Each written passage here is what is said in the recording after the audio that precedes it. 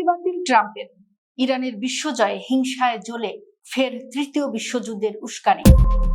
মধ্যপ্রাচ্যের রণাঙ্গনে ইরানের অকুতোভয় প্রতিরোধের কাছে চরম মার খেয়ে এবার উন্মাদ হয়ে উঠেছে মার্কিন সাম্রাজ্যবাদ।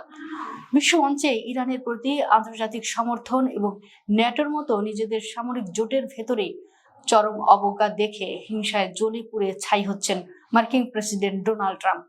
নিজের সেই চরম হতাশা আর ক্ষোভ মেটাতে এবার তুরস্কের মাটিতে দাঁড়িয়েই দুই দেশের মধ্যকার যুদ্ধবিরতি বা সমঝোতা চুক্তি একতরফাভাবে বাতিলের ভয়ঙ্কর ঘোষণা দিলেন ট্রাম্প।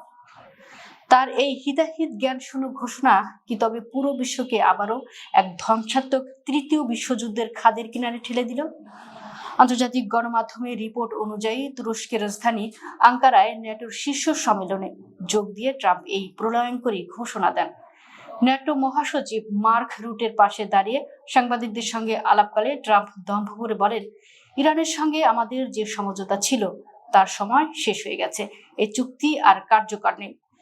নিজের সামরিক ব্যর্থতা ঢাকতে ট্রাম্প নির্লজ্জের মতো দাবি করেন, সম্প্রতি ইরানের উপর যুক্তরাষ্ট্র নাকি শক্তিশালী সামরিক হামলা চালিয়েছে।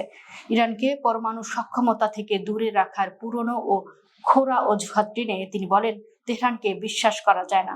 কিন্তু বিশ্লেষকরা বলছেন, আসলে ইরান নয় বরং আমেরিকার এই নগ্ন বেইমানি আজ প্রমাণ করে দিল যে বিশ্বমঞ্চে ট্রাম্প প্রশাসনকে আর এক মুহূর্তের জন্য বিশ্বাস করা যায় না। ট্রাম্পের এই যুদ্ধবিরতি বাতিলের পেছনের আসল রহস্য হলো তার নিজের মিত্রদের চরম অসহযোগিতা। খোদ ন্যাটোর মঞ্চে দাঁড়িয়েই ট্রাম্প আক্ষেপ করে অভিযোগ করেন যে ইরানের বিরুদ্ধে আমেরিকার নগ্ন আগ্রাসনকে ন্যাটোর সব সদস্য যথেষ্ট সমর্থন করেনি। সবচেয়ে বেশি ক্ষোভ তিনি উগরে দিয়েছেন ইউরোপের দেশ স্পেনের উপর। স্পেনকে সরাসরি ভালো মিত্র নয় উল্লেখ করে দেশটির সঙ্গে বাণিজ্যিক সম্পর্কের বিষয়ে কঠোর ও শাস্তিমূলক পদক্ষেপ নেওয়ার প্রকাশ্য হুমকি দিয়েছেন ট্রাম্প। অর্থাৎ রণাঙ্গনে হেরে গিয়ে ট্রাম্প এখন নিজের মিত্রদের গলা টিপে ধরছেন।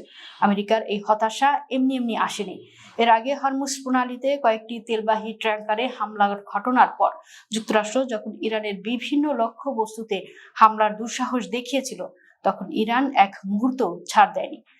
তেহরান সরাসরি বাহরাইন ও কুয়েতে থাকা মার্কিন সামরিক পঞ্চম নৌবহর ও বিমান ঘাঁটিগুলোতে প্রলয়ঙ্করী মিসাইল হামলা চালিয়ে পেন্টাগনের রাতের ঘুম হারাম করে দিয়েছিল।